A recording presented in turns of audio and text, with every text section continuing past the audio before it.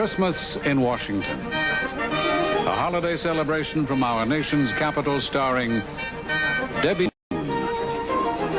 Diane Carroll, Roger Mudd, the United States Naval Academy Glee Club, John Schneider, Eric Severide, the Shiloh Gospel Choir, Dinah Shore, and Ben Vereen. God rest ye merry gentlemen, let nothing you dismay. Remember Christ our Savior was born on Christmas Day, to save us all from Satan's power when we were gone astray. Oh, tidings of comfort and joy, comfort and joy. Oh, tidings of comfort and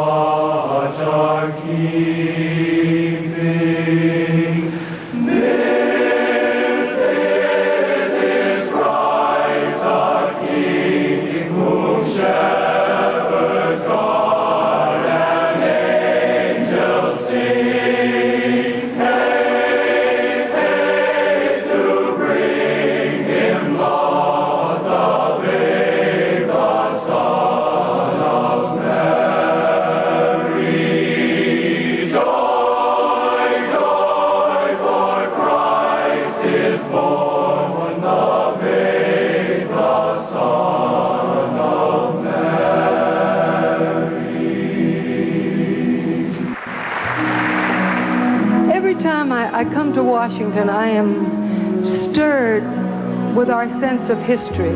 I am filled with the feeling of the continuity of our country. And that is never more outstanding in our lives than when we are privileged to visit the White House. We had just such an opportunity, just as Christmas celebration was getting underway at 1600 Pennsylvania Avenue. Welcome to the White House. More than anything else, Christmas at the White House has always been a children's holiday.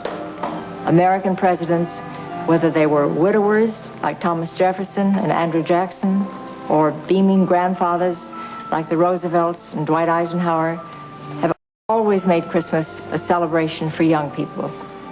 And that's true of another president who's used to having children around at Christmas. The story of the birth of Jesus. But since that time, down through the years, there have been many legends and stories and poems, and there was a great writer, Dickens, who wrote a story that lives today and has lived for many years called Christmas Carol. When Franklin D. Roosevelt was president of this country, every year he used to read that story to his family.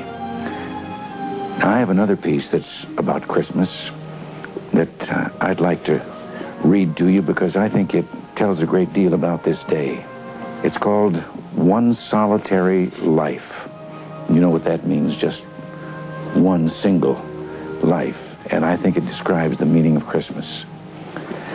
There was a man born of Jewish parents in an obscure village, the child of a peasant woman.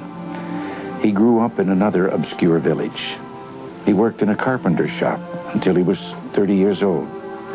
And then for 3 years, he was what's called an itinerant preacher. He traveled around just preaching on street corners and wherever people would gather and listen.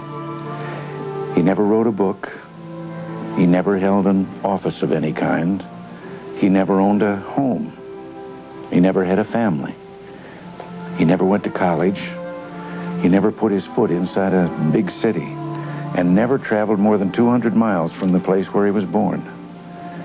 He never did any of the things that usually accompany greatness. And while still a young man, preaching as he was doing, the tide of popular opinion turned against him. His friends ran away from him.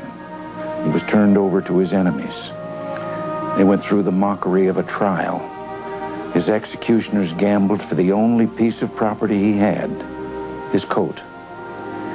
And when he was dead, he was taken down and laid in a borrowed grave. 19 wide centuries, 1900 years or more, almost 2,000 have come and gone.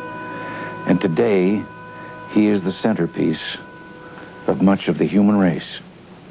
All the armies that have ever marched, all the navies that ever were built, all the parliaments that ever sat, all of the kings that ever reigned, have not affected the life of man upon this earth, all put together as powerfully as this one solitary life.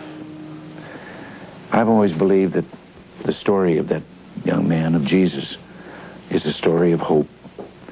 If we live our lives for truth and for love, because that's what he told us to do,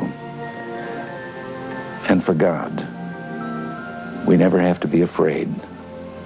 God will be with us. He'll be a part of something much larger, much stronger, and much more enduring than any force that has ever existed on this earth. God bless you. Merry Christmas.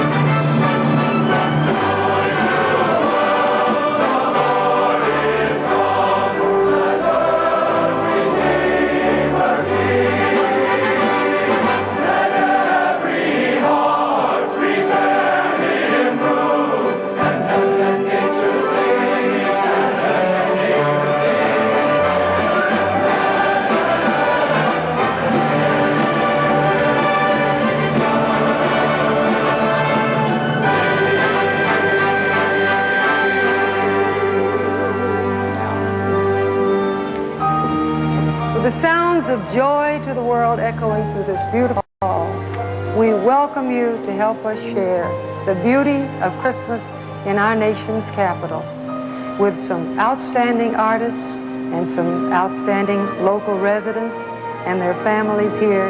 We hope to share the beauty of the season and the spirit of Christmas here in Washington.